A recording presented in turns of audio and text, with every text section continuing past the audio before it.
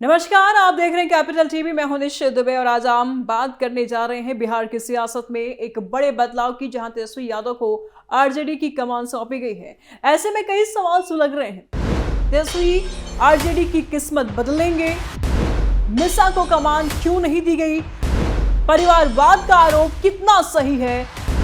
रोहिणी की नाराजगी कैसे दूर होगी? अलग पार्टी बन सकती है क्या? इन सारे सवालों का जवाब हम विस्तार से देंगे। लास्ट तक बने रहिए, बड़ा मजा आने वाला है। बिहार की राजनीति में राष्ट्रीय जनता दल यानी कि आरजेडी ने एक बड़ा फैसला लिया है, जहां लालू प्रसाद यादव ने अपने छोटे बेटे तेजस्वी प्रसाद यादव को पार्टी का राष्ट्रीय कार्यकारी अध्यक्ष बना दिया। यह फैसला पटना में हुई राष्ट्रीय कार्यकारिणी की बैठक में लिया गया, जहां खुद लालू यादव मौजूद थे। और यह बैठक एक होटल में हुई, जहां कई वरिष्ठ नेता शामिल हुए। तेजस्वी को यह जिम्मेदारी सौंपने का प्रस्ताव आरजेडी के राष्ट्रीय महासचिव भोला यादव ने रखा और सबने इस पर सहमति जताई। यह फैसला बिहार विधानसभा चुनाव 2025 में आरजेडी की हार के बाद आया है, जहां पार्टी को बड़ा झटका लगा था और अब लगता है कि लालू प्रसाद यादव अपनी सेहत को देखते हुए और पार्टी को एक युवा हाथों में सौंपना चाहते हैं। तेजस्वी यादव पहले से ही बिहार में विपक्ष के नेता हैं और उन्होंने चुनाव में काफी मेहनत की थी, लेकिन हार के बाद पार्टी में बदलाव की मांग उठ रही थी। अब तेजस्वी कार्यकारी अध्यक्ष के तौर पर पार्टी के रोजमर्रा के फैसले लेंगे, जबकि लालू प्रसाद यादव राष्ट्रीय अध्यक्ष बने रहेंगे। लेकिन असल में कमान तेजस्वी के हाथ में होगी। परिवार से मां राबड़ी देवी और बड़ी बहन मीसा भारती ने इस पर खुशी जाहिर की है। मिसा ने कहा कि अब पार्टी तेजस्वी के नेतृत्व में आगे बढ़ेगी और ये पहली बार है जब आरजेडी में दो अध्यक्ष होंगे, एक राष्ट्रीय और एक कार्यकारी। लेकिन इसी बीच लालू की बेटी रोहिणी आचार्य ने एक्स पर पोस्ट करके पार्टी पर हमला बोला है। उन्होंने कहा कि आरजेडी की कमान घुसपैठियों के हाथ में है और लालूवाद को अंदर से कमजोर करने की साजिश चल रही है। यह पोस्ट बैठक से ठीक पहले आई थी, जिसने सियासी हलचल मचा दी। पार्टी और परिवार में बढ़ते दरार। अब सवाल यह है कि क्या फैसला पार्टी को एकजुट रख पाएगा या परिवार में दरारें बढ़ेंगी? तेजस्वी ने खुद कहा कि ये नई शुरुआत है, पार्टी को मजबूत करने के लिए वो हर कदम उठाएंगे। लेकिन जेडीयू ने तुरंत तंज कस दिया। जेडीयू के प्रवक्ता नीरज कुमार ने कहा कि आरजेडी में परिवारवाद चरम पर है, जहां दलित, मुस्लिम, ओबीसी, ईबीसी के कई सक्षम नेता होने के बावजूद 22 मुकदमों के आरोपी तेजस्वी को कुर्सी सौंप दी गई। उन्होंने तंज कसा है कि ई कोठी का धन ऊ कोठी में डाल दिया गया और उदय नारायण चौधरी, शिवचंद्र राम जैसे अनुभवी नेताओं को नजरअंदाज कर दिया गया। साथ ही बैठक के होटल में होने पर भी तंज कसा है कि आरजेडी के पास आलीशान मकान है, फिर भी बीमार लालू को सीढ़ियां चढ़नी पड़ी और तेजस्वी से रमीज खान, देवा गुप्ता जैसे मुद्दों पर सफाई मांगी। ये सब देखकर लगता है कि बिहार की सियासत में अब तेजस्वी युग की शुरुआत हो रही है, लेकिन चुनौतियां कम नहीं है। पार्टी को चुनावी हार से उबारना, संगठन को मजबूत करना, परिवार को एकजुट रखना, सब तेजस्वी की कंधों पर ही है। अब देखना यह है कि क्या वे लालू की विरासत को आगे ले जा पाएंगे या फिर सियासी तूफान में फंसे रह जाएंगे। यह फैसला आरजेडी के लिए एक नई दिशा दे सकता है और यहां युवा नेतृत्व से पार्टी को नई ऊर्जा मिलेगी। लेकिन अगर परिवार में असंतोष बढ़ा तो मुश्किलें और बढ़ सकती है। कुल मिलाकर के बिहार की राजनीति का एक टर्निंग पॉइंट है, जहां लालू का दौर धीरे धीरे खत्म हो रहा है और तेजस्वी का दौर धीरे धीरे शुरू हो रहा है। परिवार में नहीं है बेटियों की इज्जत। अब सवाल यह उठता है कि लालू परिवार में मिसा यादव सबसे बड़ी बेटी, उन्हें यह जिम्मेदारी क्यों नहीं दी गई, बल्कि छोटे बेटे तेजस्वी को सौंपा गया। और जेडीयू जो आरोप लगा रही है कि पार्टी में तेजस्वी से ज्यादा सक्षम नेता है, फिर भी पावर शिफ्ट तेजस्वी को क्यों किया गया? अब सवाल यहां पर भी यह भी उठता है कि भारत में ऐसी कितनी पार्टियां हैं जहां बड़ी बेटी को पावर ना देकर के बेटे को ही पावर दिया गया। और लालू प्रसाद यादव के परिवार में मीसा भारती सबसे बड़ी है। वो राज्यसभा सांसद भी है, काफी अनुभवी भी है, लेकिन पार्टी के कमान तेजस्वी को सौंपने का फैसला कई वजहों से लिया गया। सबसे पहले तो तेजस्वी पहले से ही बिहार विधानसभा में विपक्ष के नेता है। 2025 चुनाव में उन्होंने काफी सक्रिय भूमिका निभाई थी, जहां आरजेडी सबसे बड़ी पार्टी बनकर उभरी थी। भले ही सरकार ना बना पाई, लेकिन पार्टी तो मजबूत है। मिसा मुख्य रूप से दिल्ली की राजनीति में सक्रिय है।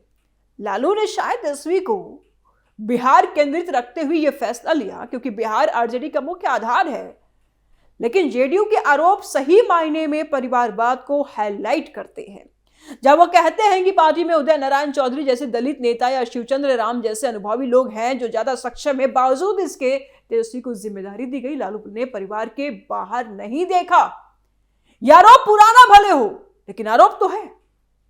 आरजेडी पर हमेशा से परिवारवाद का ठप्पा लगा है और अब तेजस्वी को परिवार और पावर शिफ्ट करके लालू ने इसे और मजबूत कर दिया। पार्टी नहीं करती है बेटियों पर भरोसा।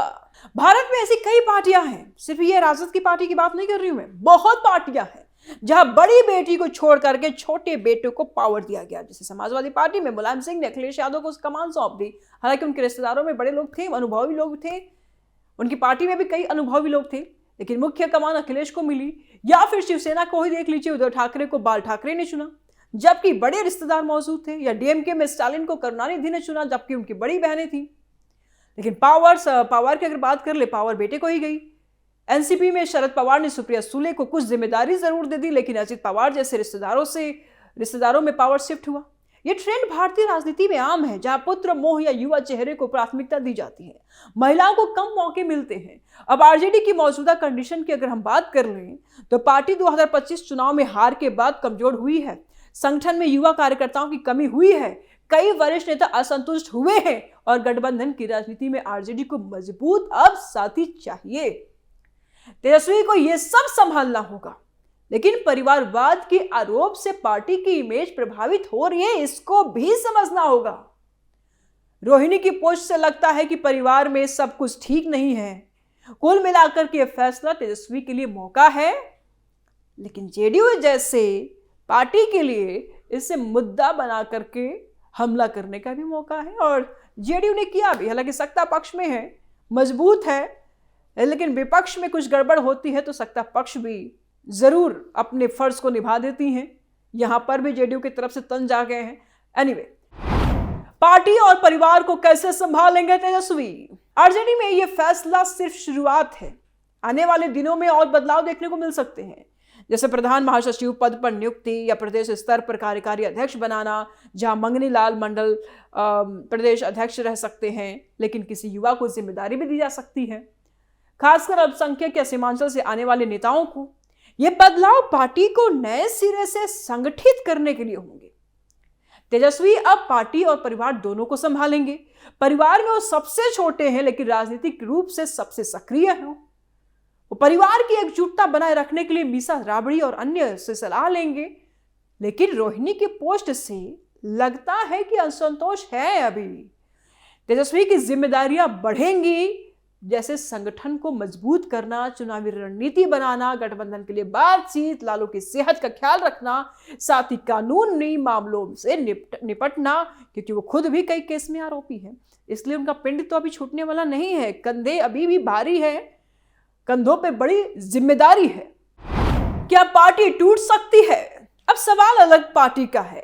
क्या तेज प्रताप जो पहले से ही अलग थलग है, रोहिणी जो सिंगापुर में रहती हैं लेकिन राजनीति में इंटरेस्ट दिखा रही हैं, क्या वो अलग पार्टी बना सकते हैं दोनों भाई बहन? यह संभव है। यह संभव इसलिए है क्योंकि लालू परिवार में पहले भी दरारें देखी गई हैं, जैसे तेज प्रताप का अलग व्यवहार, लेकिन फिलहाल लगता नहीं है, क्योंकि आरजेडी की ब्रांड वैल्यू लालू से जुड़ी हुई है और अलग होने से सब कमजोर होंगे। लेकिन अगर नाराजगी बढ़ी तो हो भी सकता है। तेजस्वी भाई बहनों को नाराज ज्यादा दिन तक नहीं देख पाएंगे। लोगों की पारिवारिक मीटिंग लेंगे, जैसे मिसा को संसद में लीड रोल दिया गया, रोहिणी को अगर वो चाहे तो कोई पद दे देंगे, तेज प्रताप को कोई स्पेशल रोल दे देंगे। लेकिन चुनौतियां तेजस्वी के सामने बड़ी है। पार्टी और परिवार दोनों में संभालना ये बड़ी चुनौती है। और पार्टी में भी असंतोष की स्थिति देखी जा रही है। मजबूत गठबंधन से मुकाबला करना है, लड़ाइयां बहुत है, परिवार को एक रखना है, साथ युवा वोटर्स को आकर्षित करना है, महिलाओं दलितों को जोड़ना है। ये सब करके वो पार्टी की किस्मत बदल सकते हैं। कुल मिलाकर तेजस्वी यादव को आरजेडी की कमान मिलना एक बड़ा कदम है जो पार्टी को नई दिशा दे सकता है। लेकिन चुनौतियां इतनी हैं कि अगर वो परिवार और पार्टी को एकजुट नहीं रख पाए तो मुश्किलें बढ़ सकती है। भारत की राजनीति में परिवारवाद आम है, लेकिन अब युवा नेतृत्व की जरूरत है बिहार को भी, और यही समझा लालू प्रसाद यादव ने। तेजस्वी अगर सक्षम साबित हुए तो आरजेडी बिहार में फिर से मजबूत हो सकती है, लेकिन अगर रोहिणी जैसे असंतोष बढ़े तो पार्टी टूट सकती है। अंत में सवाल वही कि क्या तेजस्वी लालू की विरासत को संभाल पाएंगे और पार्टी की किस्मत बदल पाएंगे, ये तो समय बताएगा। लेकिन फिलहाल बिहार की सियासत में एक हॉट टॉपिक बना हुआ है और हम आगे भी नजर रखेंगे। अपनी राय आप जरूर दें कमेंट बॉक्स में। आपकी राय हमारे लिए एनर्जी की तरह काम करते हैं। वीडियो को लाइक करें, ज्यादा से ज्यादा शेयर करें, चैनल को सब्सक्राइब करें। जल्द मिलते हैं नए अपडेट के साथ। दीजिए इजाजत, नमस्कार।